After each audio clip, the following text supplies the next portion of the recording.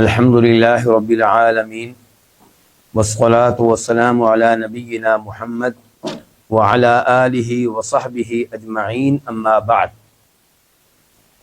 آج ہم ہیں عمدۃ الاحکام کے ساتھ، اور عمدۃ الاحکام میں ہے کتاب الایمان، قسموں کے بارے میں یہ کتاب ہے، اور اس میں حدیث نمبر ہے 357، یعنی کہ اس کتاب کی عمدۃ الاحکام کی حدیث نمبر 357، اور یہ کتاب کے اس ایڈیشن کے مطابق جو میرے استعمال میں ہے 357، یعنی کہ 357، اور اس حدیث کے راوی ہیں جناب عمر بن خطاب رضی اللہ تعالی عنہ، ہمارے دوسرے خلیفہ راشد۔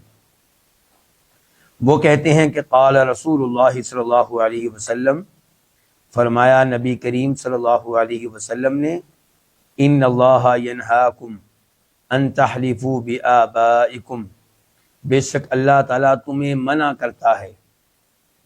کس چیز سے منع کرتا ہے؟ اس چیز سے کہ تم قسم اٹھاؤ اپنے باپ دادا کی۔ اس حدیث کو روایت کیا امام بخاری رحمہ اللہ نے، اور وہاں پہ اس کا نمبر ہے 6646 6646، اور امام مسلم بھی اس کو روایت کرتے ہیں، اور وہاں پہ نمبر ہے 1646 1646، اور مسلم میں مزید الفاظ بھی آئے ہیں۔ اس لیے ہماری اس کتاب کے مؤلف کہتے ہیں، ہماری کون سی کتاب؟ عمدۃ الاحکام۔ اس کے مؤلف شیخ عبد الغنی المقدسی رحمہ اللہ فرماتے ہیں کہ بلی مسلم، اور مسلم میں یہ الفاظ بھی آئے ہیں کہ فمن کان حالفا، جو قسم اٹھانے والا ہو، فلیحلف باللہ، وہ اللہ ہی کی قسم اٹھائے، او لیصمت، یا پھر وہ خاموش رہے۔ یہ الفاظ ہماری کتاب کے مؤلف کا دعویٰ تھا کہ مسلم شریف میں آئے ہیں، لیکن حقیقت یہ ہے کہ یہ الفاظ بخاری شریف میں بھی موجود ہیں، اور بخاری شریف میں یہ اسی حدیث میں آئے ہیں جس کا نمبر اوپر بتایا جا چکا ہے۔ پھر کہتے ہیں ہماری کتاب کے مؤلف، وفی روایت، اور ایک روایت میں ہے کہ قال عمر، کہ جناب عمر فاروق نے کہا، فواللہ، اللہ کی قسم، ما حلفت بہا، میں نے نہیں یہ قسم اٹھائی۔ کون سی قسم؟ غیر اللہ کی قسم، باپ دادا کی قسم، میں نے یہ قسم نہیں اٹھائی۔ منذ سمعت رسول اللہ صلی اللہ علیہ وسلم ینہا عنہا، تب سے، جب سے میں نے نبی علیہ الصلوۃ والسلام کو سنا ہے کہ آپ اس چیز سے منع کر رہے تھے۔ کس چیز سے؟ باپ دادا کی قسم اٹھانے سے۔ ذاکرن، نہ ہی میں نے باپ دادا کی قسم اٹھائی ہے جان بوجھ کر، یاد رکھتے ہوئے، ولا آثرن، اور نہ ہی کسی سے نقل کرتے ہوئے، یعنی کہ کسی نے غیر اللہ کی قسم اٹھائی ہو اور میں کہوں کہ اس نے غیر اللہ کی قسم اٹھائی ہے، میں نے یہ کام بھی نہیں کیا۔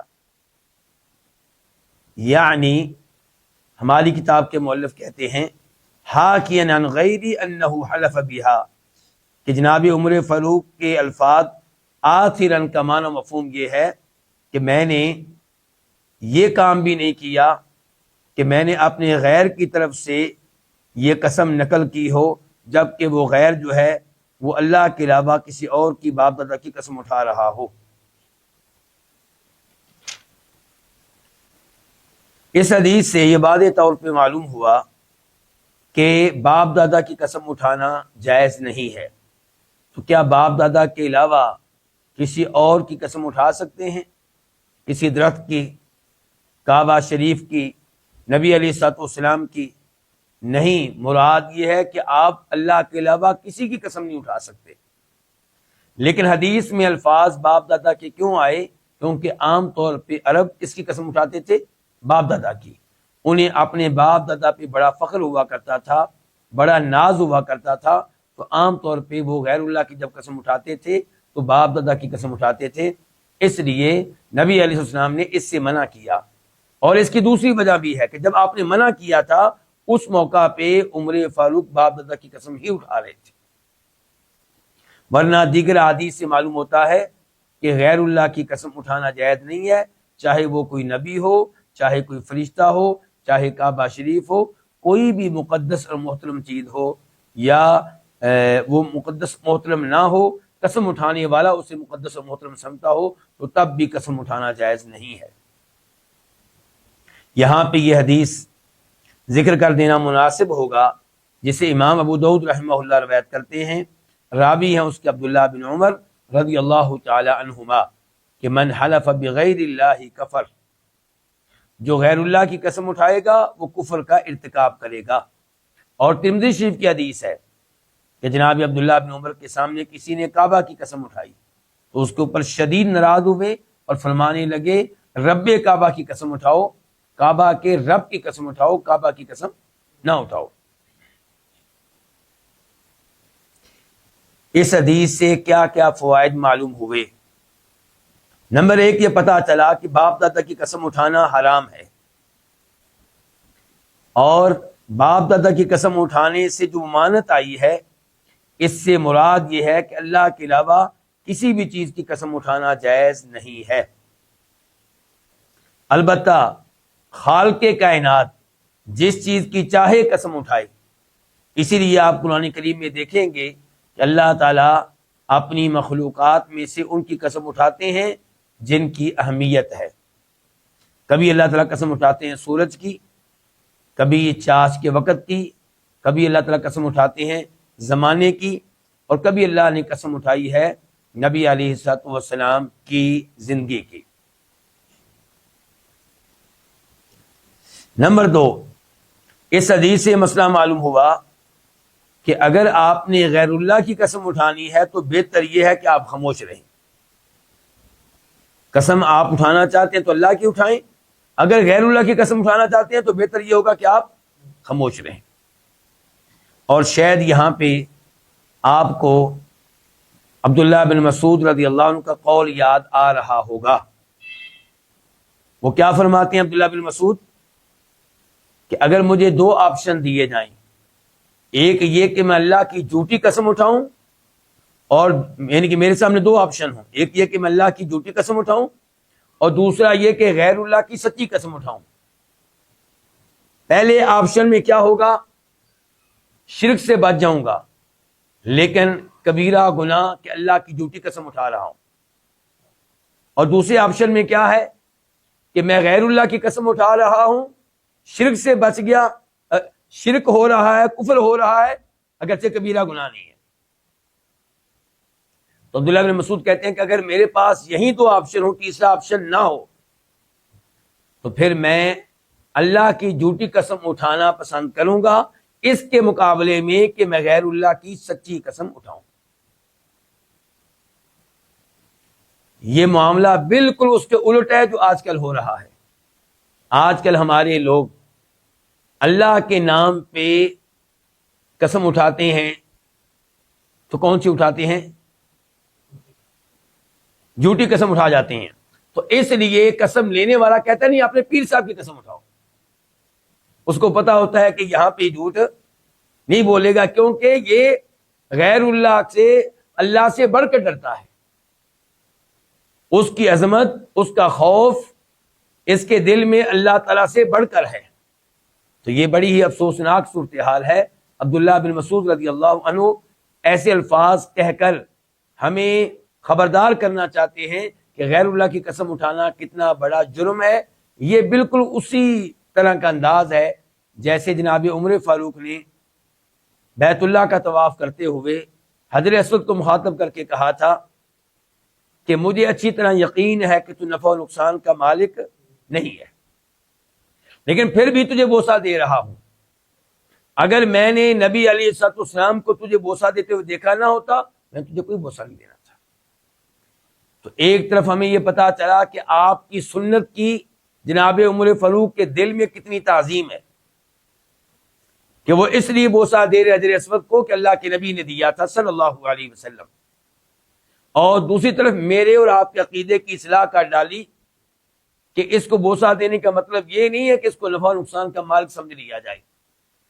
اس زمانے میں جناب عمر فاروق کے زمانے میں شرک کا کوئی خطرہ نہیں تھا، لیکن وہ بہت ہی عقل مند انسان تھے، دوربین انسان تھے، دور اندیش انسان تھے، جانتے تھے کہ کل کو کیا کچھ ہو سکتا ہے، پرانی اقوام میں شرک کیسے آیا، یہ سب کچھ ان کو معلوم تھا، تو اس لیے انہوں نے یہ الفاظ کہہ کر مجھے اور آپ کو خبردار کیا۔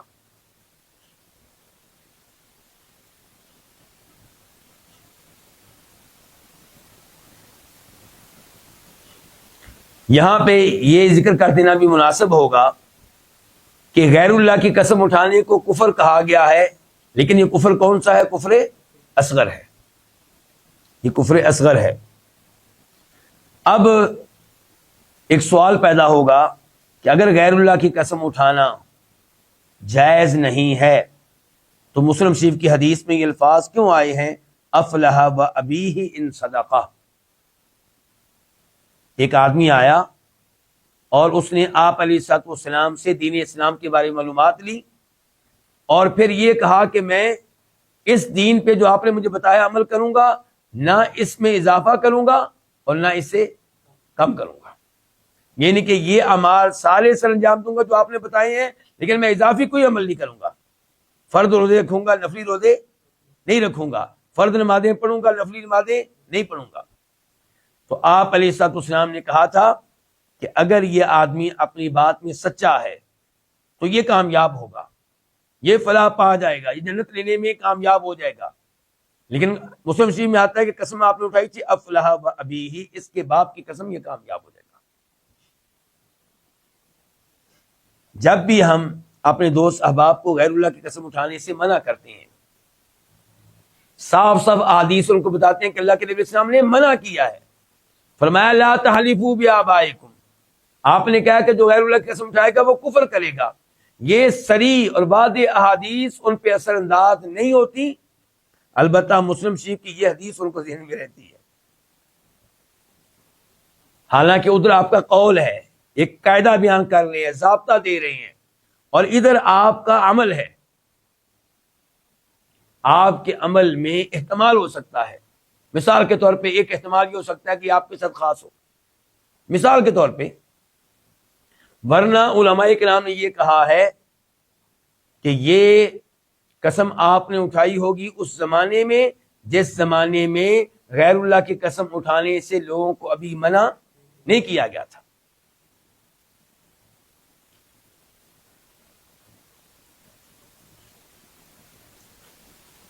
اس حدیث سے تعلق رکھنے والا ایک مسئلہ یہ بھی ہے کہ اس حدیث سے جناب عمر فاروق کی شان اور ان کا مقام و مرتبہ معلوم ہوتا ہے کہ حدیث مل جانے پہ وہ کتنی جلدی اپنی رائے کو، اپنے عمل کو چھوڑ دیا کرتے تھے، اور نبی علیہ السلام کی حدیث کو سینے سے لگا لیا کرتے تھے۔ وہ کیا کہہ رہے ہیں کہ جب سے میں نے یہ حدیث سنی ہے اس کے بعد کبھی میں نے باپ دادا کی قسم نہیں اٹھائی، خود کیا اٹھانی ہے، اگر کسی نے اٹھائی تھی تو میں نے اس کو آگے نقل نہیں کیا۔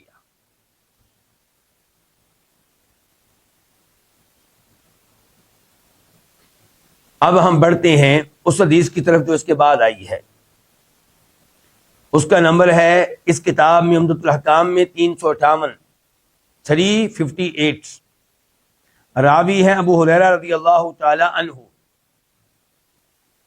ابو ہریرہ ان کا نام، اس میں کافی اختلاف ہے، مشہور و معروف جو قول ہے اس کے مطابق ان کا نام کیا تھا؟ عبد الرحمن بن صخر۔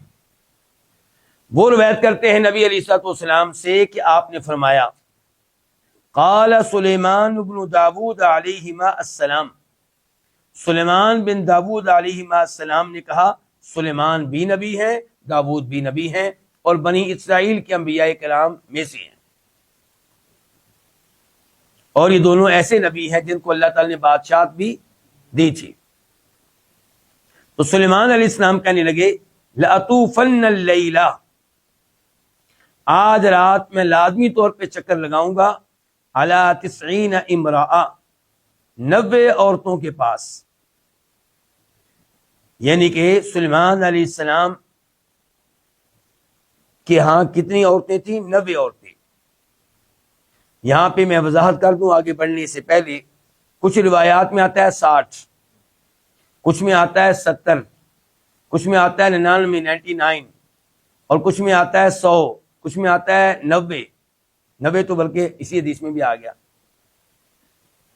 اب ان میں سے کون سی گنتی قابل اعتماد ہے؟ حافظ ابن حجر رحمہ اللہ اس موضوع پہ گفتگو کرتے ہوئے فرماتے ہیں کہ یوں لگتا ہے کہ جیسے ان کی 60 بیویاں تھیں۔ کتنی؟ 60 بیویاں تھیں، اور 60 یعنی کہ 60، اور ان کی 39 لونڈیاں تھیں 39۔ اب کتنی ہو گئی یہ؟ 99۔ اب کیا ہوتا ہے، کوئی راوی تذکرہ کرتا ہے 90 کا، کیونکہ 90 جیسے ہم کہتے ہیں 70 80 90، بسا اوقات ہم چھوڑ دیتے ہیں 90 سے اوپر جو 3 ہوتے ہیں 4 ہوتے ہیں 5 ہوتے ہیں 6 ہوتے ہیں۔ ہم سے پوچھا جائے آپ کی سیلری کتنی ہے، ہم کیا کہیں گے 90,000، جبکہ سیلری ممکن ہے 95,000 ہو، 97,000 ہو، تو اوپر کی گنتی کو چھوڑ دیا جاتا ہے۔ اور 100 کا مطلب کیا ہے کہ جیسے کسی کی آج سیلری ہو 99 تو کیا کہہ دے گا پورا 1 لاکھ۔ اور جہاں تک تعلق ہے کس کا، 60 کا، تو 60 ذکر کرنے والے نے صرف بیویاں ذکر کی ہیں، لونڈیاں ذکر نہیں کی۔ تو اس انداز سے اس حدیث میں آنے والے بیویوں کا جو عدد ہے، تعداد ہے، اس میں تطبیق دی جائے گی۔ اب یہاں پہ یہ بھی مسئلہ ہے، کئی بھائی پریشان ہو چکے ہوں گے 60 بیویوں کا تذکرہ سن کر، 39 لونڈیوں کا تذکرہ سن کر، تو ان کو معلوم ہونا چاہیے کہ یہ نبی ہیں، یعنی کہ طاقت کے لحاظ سے بھی یہ کیا ہے، نبی ہیں، یہ معلوم ہونا چاہیے۔ عام آدمی 4 بیویاں رکھ لے تو بڑی بات ہے، لیکن انبیاء کرام علیہ السلام کو اللہ نے بہت زیادہ طاقت دی ہوتی ہے۔ خود ہمارے نبی علیہ السلام کے بارے میں آتا ہے کہ اللہ تعالیٰ نے آپ کو 30 مردوں کے برابر قوت و طاقت دے رکھی تھی۔ اور سلیمان علیہ السلام جیسے دیگر امور میں باقی انبیاء کرام سے مختلف ہیں، تو اس معاملے میں بھی مختلف ہو جائیں تو کوئی بڑی بات نہیں ہے۔ وہ کیسے؟ سلیمان علیہ السلام پرندوں کی بولی سمتے تھے، قرآن میں آیا ہے، اور جانوروں کی بھی بولی سمتے تھے، اور پرندوں سے گفتگو بھی کر لیتے تھے۔ حدود سے جو گفتگو کی تھی قرآن کریم میں موجود ہے۔ پھر اللہ نے ان کے لیے جنوں کو مسخر کر دیا تھا، جن ان کے تابع تھے، ان سے کام لیا کرتے تھے۔ پھر اللہ نے ان کے لیے ہوا کو مسخر کر دیا تھا، ہوا کو ان کے تابع کر دیا تھا، جدھر چاہتے تھے ہوا کے دوش پہ ادھر چلے جایا کرتے تھے۔ ہوا ان کے لیے بڑی نرم ہو چکی تھی، یعنی کہ دنیا کے ایک کنارے پہ پہنچ جاتے صبح کے ٹائم، اور دوسرے کنارے پہ پہنچ جاتے شام کے ٹائم۔ تو سلیمان علیہ السلام اس لحاظ سے بہت مختلف تھے، اور انہوں نے اللہ سے دعا بھی کی تھی، رب اغفر لی وہب لی ملکا لا ینبغی لأحد من بعدی، یا اللہ میرے گناہ معاف کر دے، مجھے بخش دے، اور یا اللہ مجھے ایسی بادشاہ دینا جیسی بادشاہ میرے بعد پھر کسی کو نہ ملے۔ اور اللہ نے ان کو ایسی بادشاہ دی تھی کہ ویسی بادشاہ پھر کبھی کسی کو نہیں ملی۔ کیا آج تک کوئی ایسا انسان آیا ہے جس کے لیے جن مسخر ہوں اور جس کے لیے ہوائیں مسخر ہوں؟ تو یہ ہیں جناب سلیمان علیہ السلام۔ اور پھر ایک بات مزید ذہن میں رہے، یہ وہ احادیث ہیں جو بڑی آسانی سے قبول کی ہیں، کنہوں نے؟ صحابہ کرام نے۔ بڑی آسانی سے ان کو قبول کیا تابعین نے، تبع تابعین نے۔ امام بخاری جیسا عقل مند انسان اور امام مسلم جیسا عقل مند انسان ان احادیث پہ نہ کوئی حیران ہوا، نہ کوئی تعجب کیا، نہ کوئی تردد ہوا، نہ کوئی چکچاہٹ، نہ کوئی مسئلہ۔ لیکن چونکہ ہمارے ایمان کو کمزور کر دیا گیا ہے، اس لیے آج ایسی احادیث جب ہم بیان کرتے ہیں ان بچوں کے سامنے، ان نوجوانوں کے سامنے جن کے پاس یونیورسٹی کی تعلیم ہے، کالجوں کے پڑھے ہوئے ہیں، اور دینی بنیادیں مضبوط نہیں ہیں، تو وہ کہتے ہیں کیوں، کیسے، کس لیے؟ میں اسی لیے کہا کرتا ہوں کہ ہمارے ان نوجوانوں سے بہتر ہیں ہماری وہ پرانی عورتیں جو ان پڑھ تھیں۔ وہ کیوں بہتر ہیں؟ کیونکہ جب وہ سن لیتی تھی کہ اللہ نے کہا، آنکھیں بند کر کے مان لے آتی تھی. جب وہ سن لیتی تھی اللہ کے رسول نے کوئی بات کہی ہے، آنکھیں بند کر کے مان لے آتی تھی صلی اللہ علیہ وسلم. آج ہمارے نوجوانوں کو اتنی جرت دے دی گئی ہے آزادی کے نام پہ کہ وہ اللہ کے اوپر اعتراض کرتے ہیں. کیوں؟ اپنی حیثیت کو بھول جاتے ہیں میں کیا چیز ہوں. تو خالق کائنات پہ اعتراض کر رہا ہے، انبیاء کرام علیہ السلام پہ اعتراض کر رہا ہے، اور تو ہے کیا چیز بھلا؟ ایک گندے قطرے سے پیدا ہونے والا، اور آج بھی گندگی ہی گندگی ہے. واش روم میں جائیں تو گندگی ہے، دو سائڈ سے نکلتی ہے.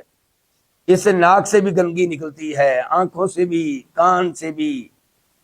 نیند نہ آئے تو پریشان، اور زیادہ نیند آئے پھر پریشان، قبض ہو جائے تو پریشان، اور قبض کے الٹ ہو جائے تو تب بھی پریشان. یعنی کہ اس قسم کا انسان اور خالق کائنات پہ کرے اعتراض، اس کو اپنی حیثیت کا احساس ہونا چاہیے اور اللہ سے ڈرنا چاہیے. تو جب یہ بات اللہ کے نبی علیہ السلام نے بیان کی ہے اور آپ نے اس کے اوپر کسی حیرانگی کا اظہار نہیں کیا اور صحابہ کرام نے بھی تعجب نہیں کیا، تو ہمیں بھی صدق دل سے ان احادیث پہ ایمان لانا چاہیے. اور یہ بھی بات دل میں رکھنی چاہیے کہ اللہ کو وہ ایمان نہیں چاہیے جو کتنا ہو 99. اللہ کو کون سا ایمان چاہیے؟ 100%. یہ نہیں کہ آپ کہیں کہ قیامت کے اوپر میرا ایمان ہے، مجھے امید آئے گی، شاید نہ آئے، لیکن 99 میرا ایمان ہے. اللہ کو ایسا ایمان بالکل نہیں چاہیے. آخرت پہ آپ کہیں میرا اس قسم کا ایمان ہے، اللہ کو نہیں چاہیے. اللہ کی ذات پہ آپ کا اس قسم کا ایمان ہے، اللہ کو ایسا ایمان نہیں چاہیے. اور اگر کوئی ایسا ایمان نہیں رکھتا تو اپنا ہی نقصان کرے گا، اللہ کا قطعاً کوئی نقصان نہیں ہے. اور کوشش مجھے اور آپ کو کرنی چاہیے کہ ہم ایسی مجالس میں بیٹھیں، ایسے علماء کی مجلس میں بیٹھیں، ایسے دروس میں بیٹھیں جہاں ہمارا ایمان بڑھے. نہ یہ کہ ان مجالس میں بیٹھیں جہاں پہ ہمارا وہ ایمان جو گھر سے لے کر ہم نکلے تھے وہ بھی چلا جائے. عام طور پہ ہمارے نوجوانوں کے ساتھ یہی کچھ ہو رہا ہے کہ جو ایمان والدین کے گھر سے لے کر نکلے تھے اس میں بھی کمزوری آ جاتی ہے. تو میں سمجھتا ہوں ایسی تعلیم کا قطعاً کوئی فائدہ نہیں ہے، چاہے ہماری گفتگو کسی کو اچھی لگے یا بری لگے. ایسی تعلیم کا کوئی فائدہ نہیں ہے جس کی وجہ سے آپ کا اللہ کی ذات پہ ایمان کمزور پڑ جائے، نبی علیہ السلام کی محبت آپ کے دل میں کم ہو جائے. ایسی تعلیم کا قطعاً کوئی فائدہ نہیں. فوری طور پہ اپنے بچوں کو ایسے ادارے سے اٹھا لینا چاہیے، اور اس سے بہتر ہے کہ وہ ان پڑھ رہے، چاہے ان کو نام لکھنا نہ آتا ہو، لیکن ایمان رہے. کم از کم جنت میں جانے والے بن جائیں، کم از کم جہنم کی آگ سے بچ جائیں، کم از کم قبر کے عذاب سے بچ جائیں. دنیا گزر جائے گی، کوئی مسئلہ نہیں ہے، وہ مزدوروں کی بھی گزر رہی ہے، ہر ایک کی گزر رہی ہے. بلکہ کئی ان پڑھ ہم سے بہتر رزق لے رہے ہیں، ہم سے بہتر رزق کئی ان پڑھ لے رہے ہیں. تو یہاں پہ جناب سلیمان علیہ السلام کیا کہہ رہے ہیں کہ میں لازمی طور پہ آج چکر لگاؤں گا 90 عورتوں کے پاس. کیوں؟ تالید کل امرأۃ منہن غلاما یقاتل فی سبیل اللہ. ان 90 عورتوں میں سے ہر عورت ایک لڑکا جنم دے گی جو اللہ کی راہ میں قتال کرے گا، اللہ کی راہ میں لڑنے والا ہوگا. فقیل لہ، تو ان سے کہا گیا، کن سے؟ سلیمان علیہ السلام سے. قل انشاء اللہ، آپ انشاءاللہ تو کہہ دیں. آپ یہ کہیں نا کہ میں ان عورتوں کے پاس انشاءاللہ جاؤں گا اور انشاءاللہ ہر عورت سے اللہ مجھے اولاد دے گی اور ہر بچے کو میں اللہ کی راہ میں لڑنے والا بناؤں گا. کہیں انشاءاللہ، ان کے اگر اللہ نے چاہا. اچھا، یہ کہنے والا کون تھا؟ یہ آگے وضاحت آ رہی ہے. فلم یقل، لیکن وہ یہ انشاءاللہ نہ کہہ سکے. فطاف بہن، تو انہوں نے ان عورتوں کے ہاں چکر لگایا. فلم تلد منہن الا امرأۃ واحدہ، ان عورتوں میں سے کسی نے کوئی بچہ جنم نہیں دیا سوائے ایک عورت کے، اس نے بھی نصف انسان معذور بچہ جنم دیا. کون سا بچہ؟ معذور، جس کے دو پہلوؤں میں سے ایک پہلو جو تھا وہ گرا ہوا تھا، ساقط تھا، غیر موجود تھا. اس سے کیا پتا چلا کہ سلیمان علیہ السلام مشکل کشا تھے. حاجت روا تھے؟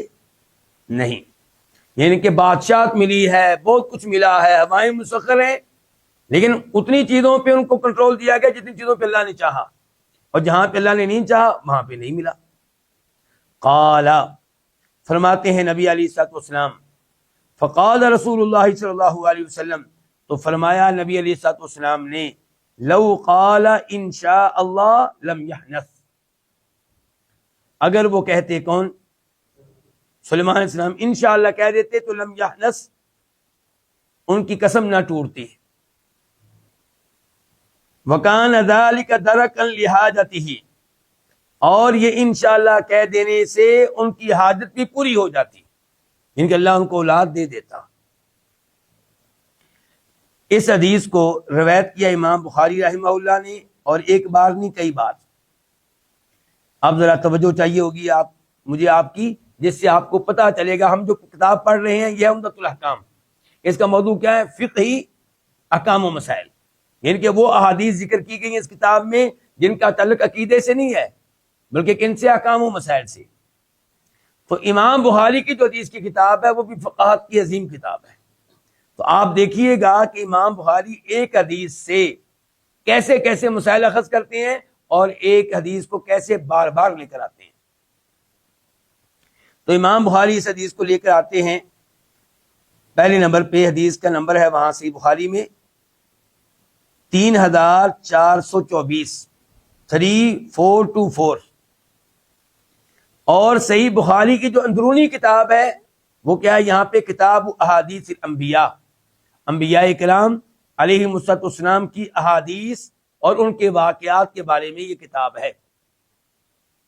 باب کیا ہے؟ باب قول اللہ تعالی، باب ہے اللہ کے فرمان کے بارے میں کہ وَوَهَبْنَا لِدَاوُودَ سُلَيْمَانَ نِعْمَ الْعَبْدُ إِنَّهُ أَوَّابٌ، اللہ نے قرآن میں کہا کہ ہم نے داؤد کو سلیمان بیٹا دیا، کتنا اچھا وہ بندہ تھا، وہ اللہ کی طرف بہت رجوع کرنے والا تھا۔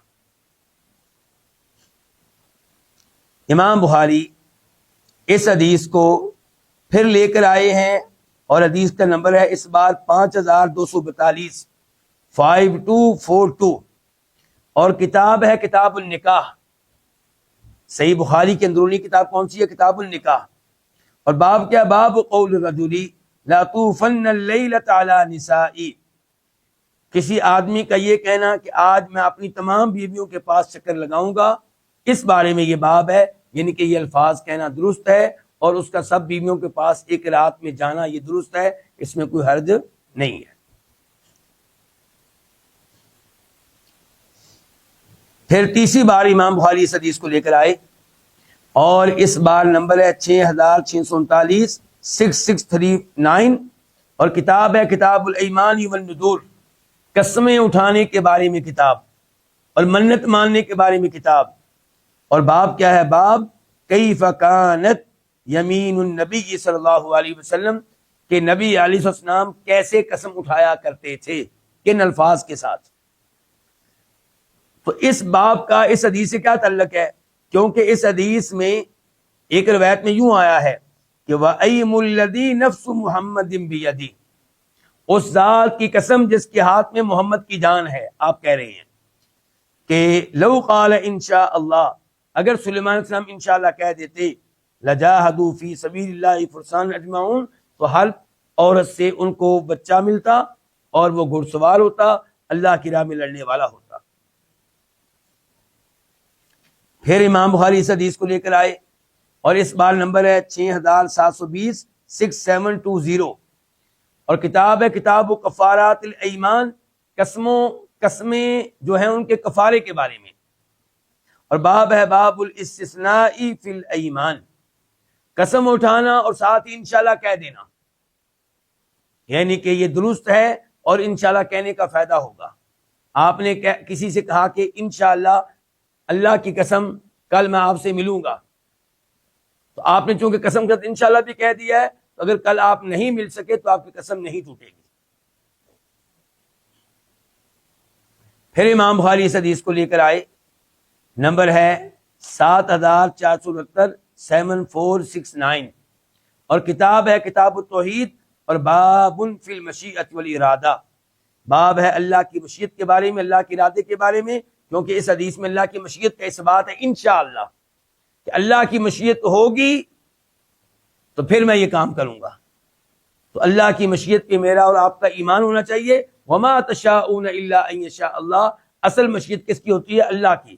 اللہ کی مشیت ہو تو پھر وہاں پہ میری مشیت چلے گی، میری مرضی چلے گی، میرا ارادہ چلے گا. جہاں پہ اللہ کی مشیت نہ ہو وہاں پہ انسانی مشیتیں، انسانی ارادے فیل ہو جاتے ہیں.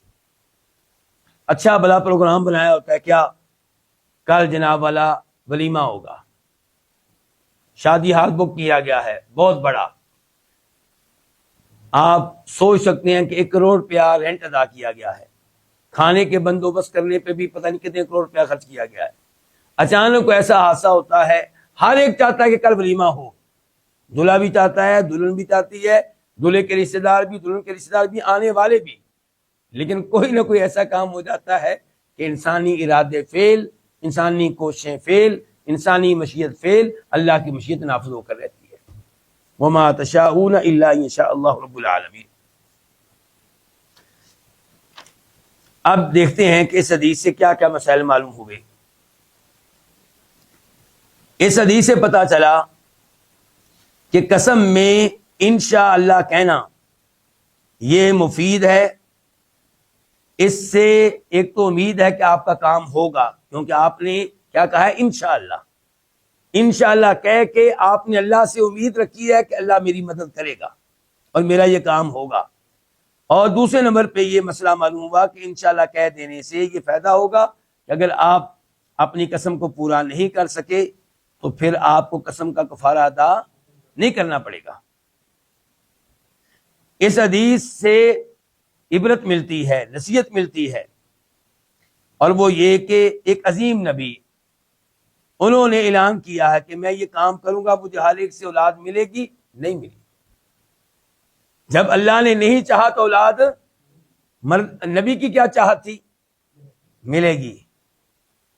اور بلکہ انہوں نے تو قسم اٹھا لی تھی، لیکن نہیں مل سکی. اور آج لوگ پیروں اور ولیوں سے امید رکھتے ہیں کہ وہ ہمیں اولاد دیں گے، وہ ہماری مشکلات کو دور کریں گے، وہ ہماری حاجات کو پورا کریں گے. ایسا قطعاً نہیں ہونے والا. اس حدیث سے بھی مسئلہ معلوم ہوا کہ اللہ کے نبی علیہ السلام اور اللہ کے ولی وہ بڑے عقل مند ہوتے ہیں، بڑے سمجھدار ہوتے ہیں. وہ اپنی عادت اور اپنے معاملات میں اچھی نیت کر کے ثواب حاصل کر لیتے ہیں. ان کے بیگم کے پاس جانا یہ بنیادی طور پہ عبادت نہیں ہے، لیکن جب آپ اچھی نیت سے جا رہے ہیں تو اچھی نیت سے جانا بھی عبادت بن جائے گا. جب جانے کا مقصد یہ ہے کہ میں نے یہاں سے اولاد لینی ہے، اور اولاد کیا بنے گی؟ عالم دین. اولاد کیا بنے گی؟ حافظ قرآن. اولاد کیا بنے گی؟ نمازی. میں اولاد لوں گا، ان کو اچھا مسلمان بناؤں گا. اس قسم کی نیت سے جب بیگم کے پاس جائیں گے تو یہ جانا بھی باعث اجر و ثواب ملے گا، باعث اجر و ثواب بنے گا. جب نیت یہ ہوگی کہ میں اس لیے جا رہا ہوں تاکہ میں گناہ سے بچ سکوں، اپنی بیگم کو گناہ سے بچا سکوں، تو اس وجہ سے بھی آپ کو اجر و ثواب ملے گا. آپ رات کو سوتے ہیں اور جلدی سو رہے ہیں اس نیت سے کہ فجر کی نماز پڑھ سکوں، تہجد کی نماز پڑھ سکوں، تو پوری رات کی نیند کیا بن جائے گی؟ عبادت بن جائے گی. کھانا اگر آپ اس لیے کھاتے ہیں کہ تھوڑی بہت مجھے تقویت ملے گی اور میں اللہ کے دین کا کام کر سکوں گا یا بچوں کے لیے رزق حلال کما سکوں گا، تو انشاءاللہ یہ کھانا کھانا بھی آپ کے لیے عبادت بن جائے گا.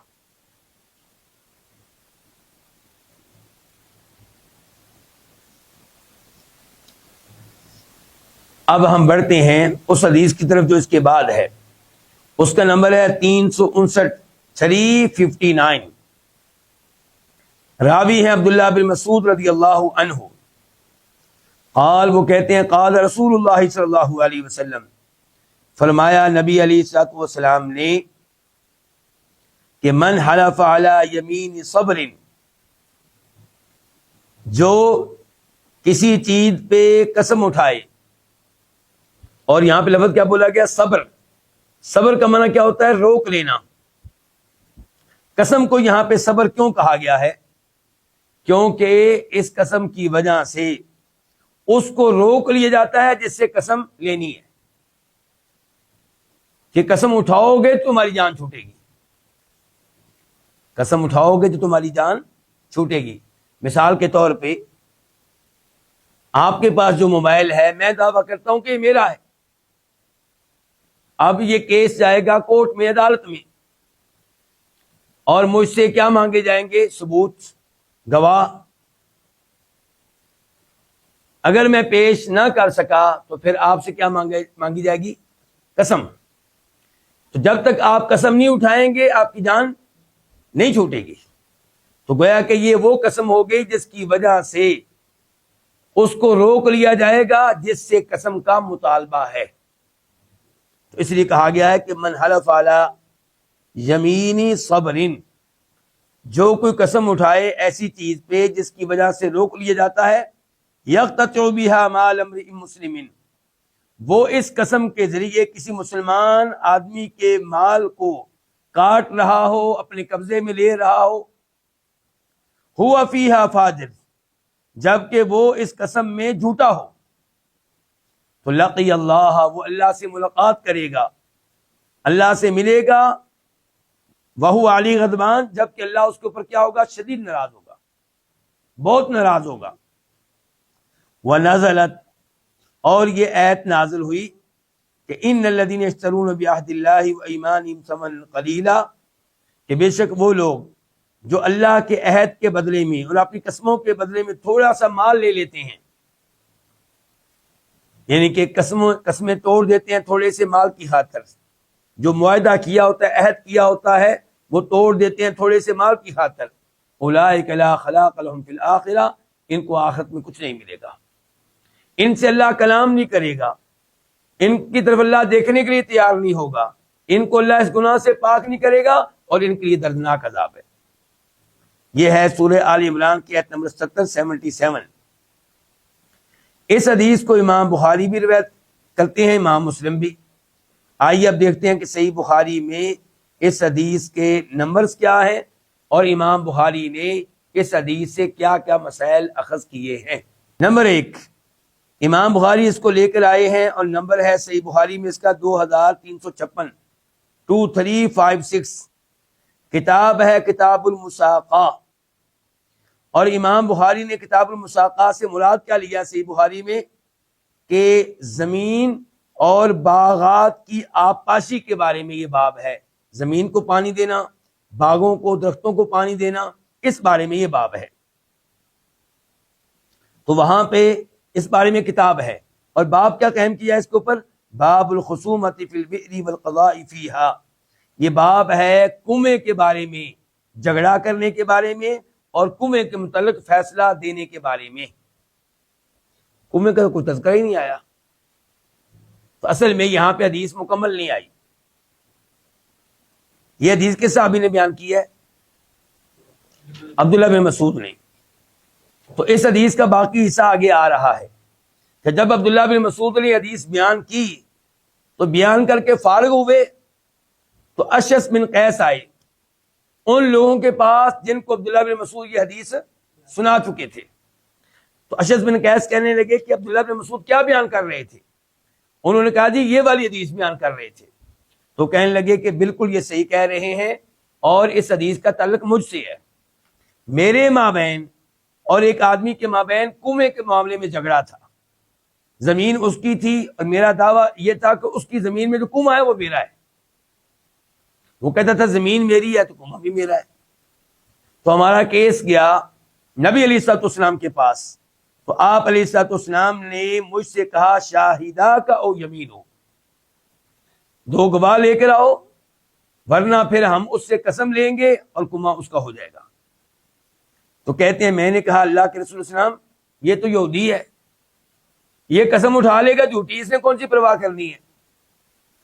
تو پھر آپ علیہ السلام نے یہ الفاظ کہے تھے جو ابھی ہم نے سنے ہیں کہ جو جھوٹی قسم اٹھائے اور اس لیے اٹھائے کہ کسی مسلمان آدمی کے مال پہ قبضہ کر سکے جبکہ ہو وہ جھوٹا، تو اللہ سے اس کی ملاقات اس حال میں ہوگی کہ اللہ اس پہ ناراض ہوگا۔ امام بخاری نے اس حدیث سے مسئلہ ثابت کیا ہے کہ جو کنویں ہوتے ہیں ان کا کوئی مالک ہو سکتا ہے، یعنی کہ کوئی یہ دعویٰ نہ کرے کہ کنویں کا کوئی مالک نہیں، سب کا ہے جی، نہیں، کچھ قومیں ایسے ہو سکتے ہیں جن کا کوئی کیا ہوگا، مالک ہوگا، اور اس معاملے میں جب جھگڑا ہوگا، جھگڑا کورٹ میں جائے گا، تو جج یہ نہ کہے میں نے فیصلہ نہیں کرنا کیونکہ کنواں سب کا ہے، نہیں، وہ اس کیس کو سنے، دلائل دیکھے اور دلائل سنے، اور پھر جو مالک بن رہا ہے اس کی حتمی فیصلہ دے۔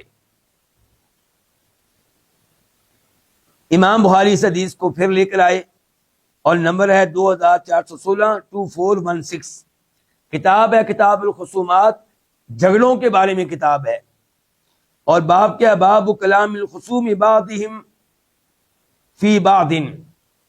امام بخاری اس حدیث سے ثابت کر رہے ہیں کہ جب جھگڑا ہوگا دو آدمیوں میں، دو گروہوں میں، عدالت میں جانے سے پہلے یا عدالت میں، تو اگر زبان سے کوئی کسی کے خلاف چند الفاظ کہہ دیتا ہے تو ان کو برداشت کیا جائے، الا یہ کہ الفاظ اتنے سخت ہوں کہ جن کے اوپر شریعت نے کوئی حد مقرر کر رکھی ہو، یا وقت کے حکمران نے تعزیر مقرر کر رکھی ہو، تو وہاں پہ سزا ملے گی، اتنے سخت الفاظ تو نے کیوں کہیں۔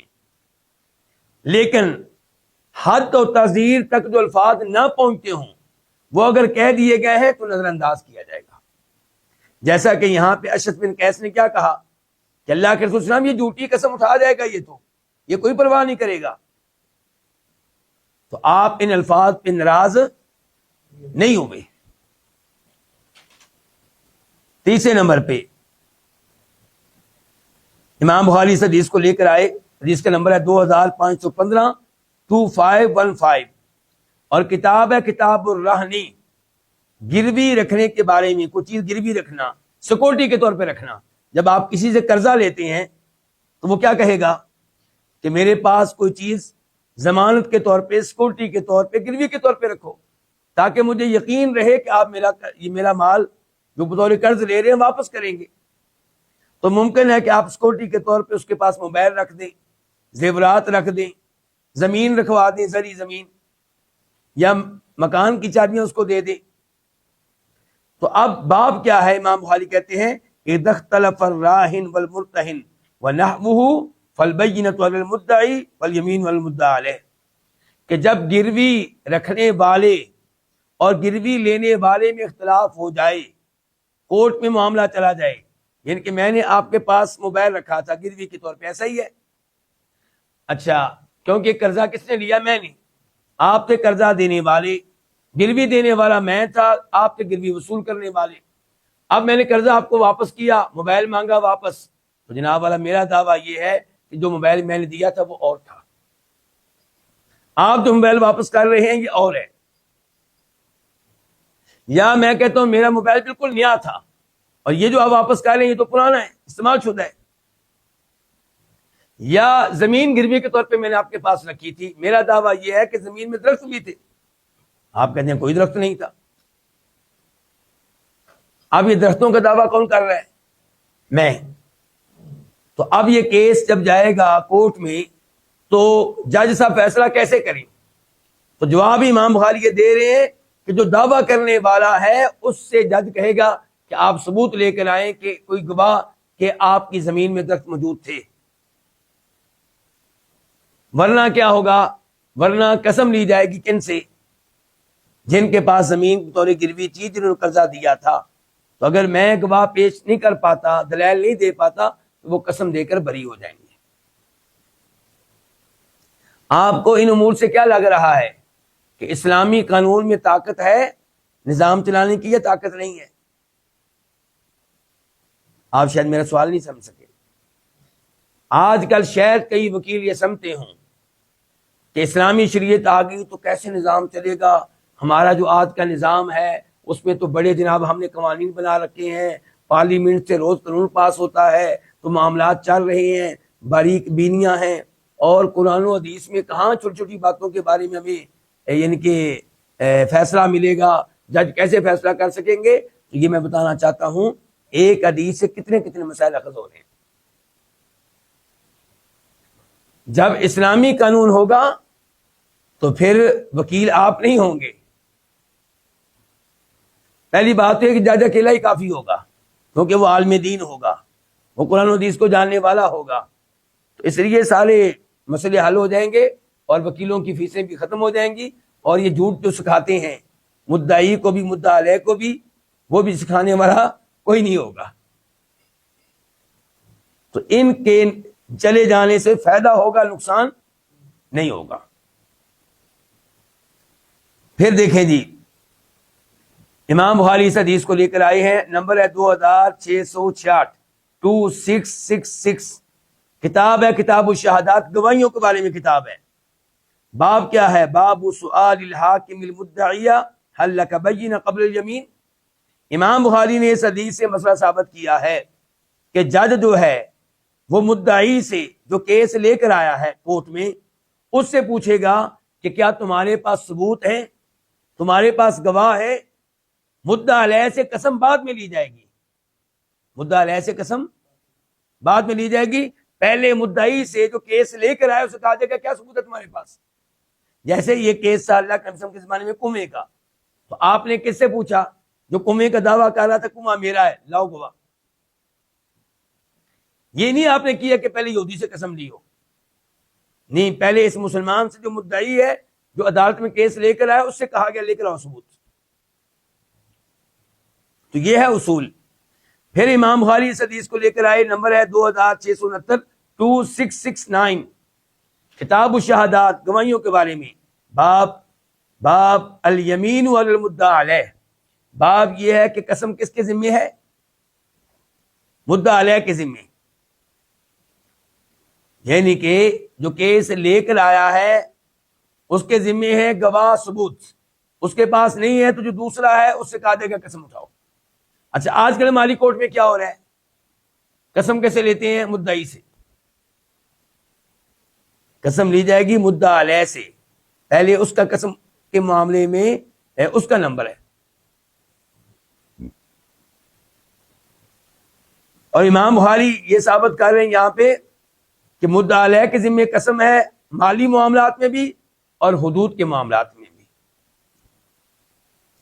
پھر حدیث نمبر ہے 2673 2673. کتاب الشہادات، گواہیوں کے بارے میں باب ہے. باب یحلف المدعی علیہ حیثما وجبت علیہ الیمین ولا یصرف من موضع الی غیرہ. کہ جب ہم قسم لینے لگیں گے مدعا علیہ سے تو قسم ادھر ہی لی جائے گی جدھر یہ معاملہ پیش آیا، جہاں پہ جج صاحب بیٹھے ہوئے ہیں، جہاں پہ عدالت لگی ہوئی ہے. یہ نہیں کہا جائے گا اس سے نہیں مسجد میں جاؤ ممبر کے اوپر بیٹھ کے کھڑے ہو کے قسم اٹھاؤ، یہ نہیں کہا جائے گا. جہاں پہ کیس چل رہا ہے ادھر ہی قسم لی جائے گی. پھر امام بخاری اس حدیث کو لے کر آئے، اور اس بار نمبر ہے 2676 2676.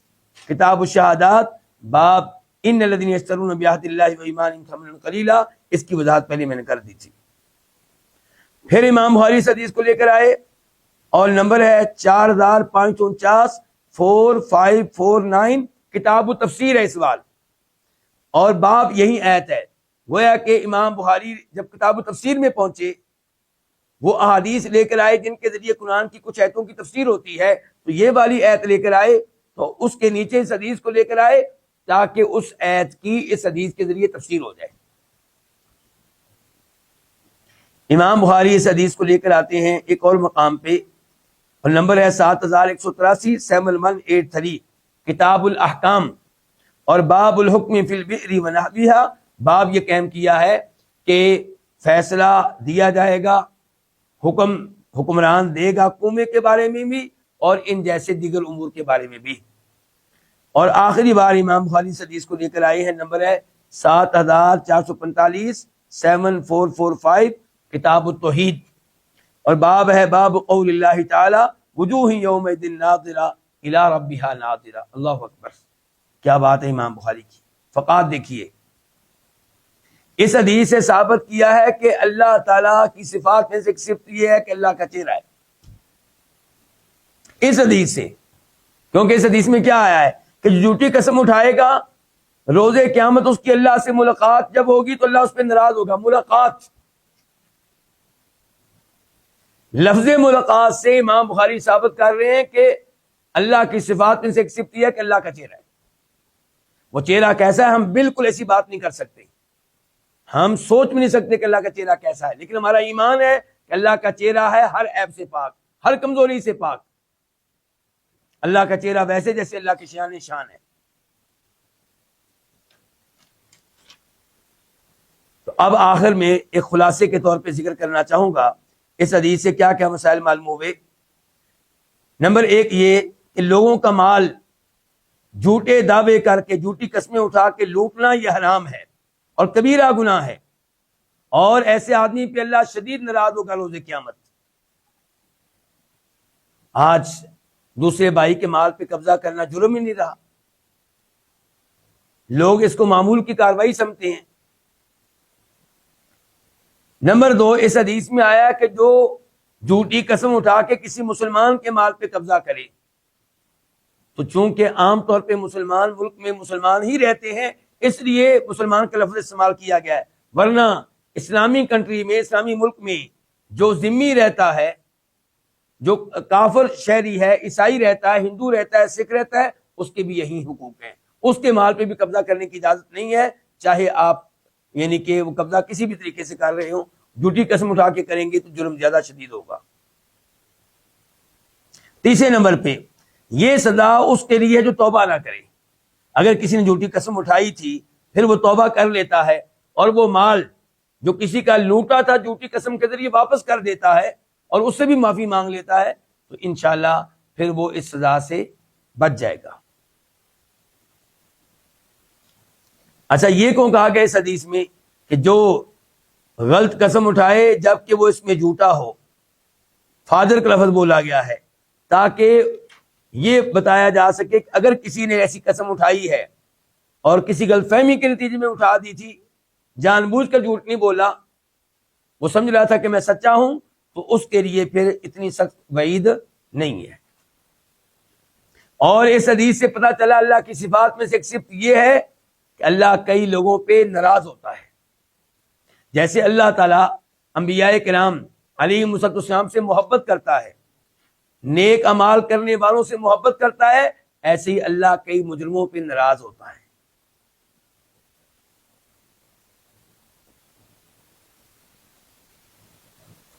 جلدی سے اگلی حدیث میں پڑھنے لگا ہوں کیونکہ اس کا تعلق اسی حدیث سے ہے. وضاحت تقریباً ہو چکی ہے مسائل کی، بس یہ حدیث ہی پڑھنی ہے. تو حدیث کا نمبر ہے 360 360. راوی ہے وہی اشعث بن قیس، یہ اسی حدیث کا حصہ ہے. وہ کہتے ہیں کہ کان بینی و بین رجل خصومۃ فی بئر، میرے مابین اور ایک آدمی کے مابین جھگڑا تھا ایک کنویں کے بارے میں. فاختصمنا الی رسول اللہ صلی اللہ علیہ وسلم، ہم جھگڑا لے کر گئے نبی علیہ الصلوۃ والسلام کے پاس. فقال رسول اللہ صلی اللہ علیہ وسلم، تو فرمایا نبی علیہ السلام نے، شاہدہ کا او یمین ہو، تم دو گواہ لے کر آؤ گے، او یمین ہو یا پھر وہ قسم اٹھائے گا. قلت، میں نے کہا، اذن یحلف ولا یبالی، اللہ کے رسول صلی اللہ علیہ وسلم تب وہ قسم اٹھا لے گا اور وہ جھوٹی قسم کی کوئی پرواہ نہیں کرے گا، میرا کنواں لے جائے گا وہ تو. فقال رسول اللہ صلی اللہ علیہ وسلم، تو آپ علیہ السلام نے فرمایا، من حلف علی یمین صبر، جو قسم اٹھائے کسی ایسی چیز پہ جس کی وجہ سے اس کو روکا گیا ہے، یقتطع بها مال امر مسلمین، اس حال میں کہ وہ کسی مسلمان آدمی کے مال پہ قبضہ کر رہا ہو قسم اٹھا کر، ہوا فیہا فاجر، اس قسم میں جھوٹا ہو، تو لقی اللہ، اللہ سے ملاقات کرے گا اس آدمی کہ اللہ اس کے اوپر ناراض ہوگا. تو اس حدیث سے کیا پتا چلا کہ گواہ کس کے ذمے ہیں؟ مدعی کے ذمے، اور قسم کس کے ذمے ہے؟ جو انکار کرے. اور یہ پتا چلا کہ کسی کا مالی حق اس کو مل جائے گا دو گواہوں کی بنیاد پہ. لیکن کیسے دو گواہ؟ یہ بڑی اہم بات ہے. وہ دو گواہ جو فرائض و واجبات پہ عمل کرنے والے ہوں، کبیرہ گناہوں سے دور رہنے والے ہوں. سود لینے والا، اس کی گواہی کورٹ میں چلے گی؟ بالکل نہیں چلے گی. ایسے ہی جو فرض نماز نہیں پڑھتا 5 وقت کی، اس کی گواہی کورٹ میں چلے گی؟ بالکل نہیں چلے گی. جو رمضان کے روزے نہیں رکھتا، اس کی گواہی کورٹ میں نہیں سنی جائے گی. تو یہ لوگ جو ہیں یہ تو عدالت میں گواہی دینے کے لائق نہیں ہے. چاہے جائے کہ ان کو جج بنایا جائے، چاہے جائے کہ ان کو آپ حکمران بنائیں. لیکن حکمران بن گیا ان میں سے کوئی، تو پھر ہم پابند ہیں کس بات کے کہ ہم ان کی بات سنیں گے بھی اور ان کے وہ آرڈرز مانیں گے بھی جو شریعت کے خلاف نہیں. لیکن اگر میرے بس میں، آپ کے بس میں ان کو حکمران مقرر کرنا، تو بالکل ہم ان کو مقرر نہیں کریں گے۔ تیسرے نمبر پہ پتہ چلا کہ یمین غموس جھوٹی قسم جو ہے اس کے اوپر کتنی شدید وارننگ آئی ہے کہ ایسا آدمی اللہ سے ملے گا تو اللہ ناراض ہوگا، اور جس پہ اللہ ناراض ہوگا وہ جنت میں جائے گا۔ وہ کہاں جائے گا؟ جہنم میں جائے گا۔ اور اس حدیث سے یہ بھی پتا چلا کہ اگر کوئی جج غلط فیصلہ دے دیتا ہے تو اس کے غلط فیصلہ دے دینے سے وہ مال جس کے بارے میں جھگڑا تھا وہ میرے لیے حلال نہیں ہو جائے گا۔ میں نے جھوٹا دعویٰ دائر کیا ہے کہ یہ پلاٹ میرا ہے، میں 2 گواہ بھی لے گیا اور گواہ بھی مجھے مل گیا، کون؟ حاجی نوازی۔ جج نے ان کو پر اعتماد کیا، اور اب جج فیصلہ دے گا کہ وہ تو غیب تو جانتا نہیں، تو وہ فیصلہ دے گا میرے حق میں جبکہ میں جھوٹا ہوں، تو جج کے فیصلہ دے دینے سے پلاٹ میرے لیے حلال نہیں ہو جائے گا، یہ حرام ہی رہے گا۔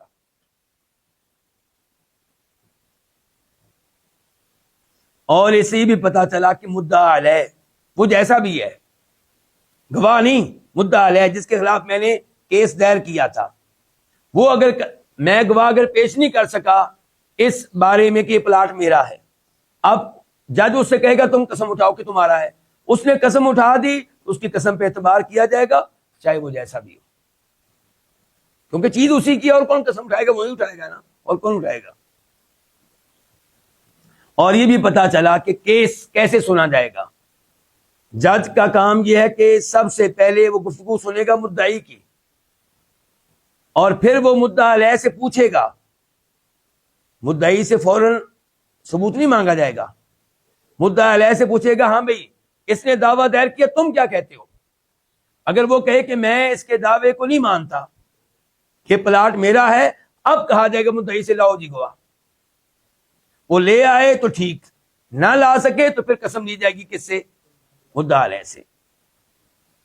اور یہ بھی پتا چلا کہ جج کو چاہیے کہ اس موقع پہ بات و نصیحت کرے، دونوں کو سمجھائے، اور یہ بھی پتا چلا کہ مسلمانوں کے مال پہ قبضہ نہیں کرنا چاہیے، اس سے بہت دور رہنا چاہیے۔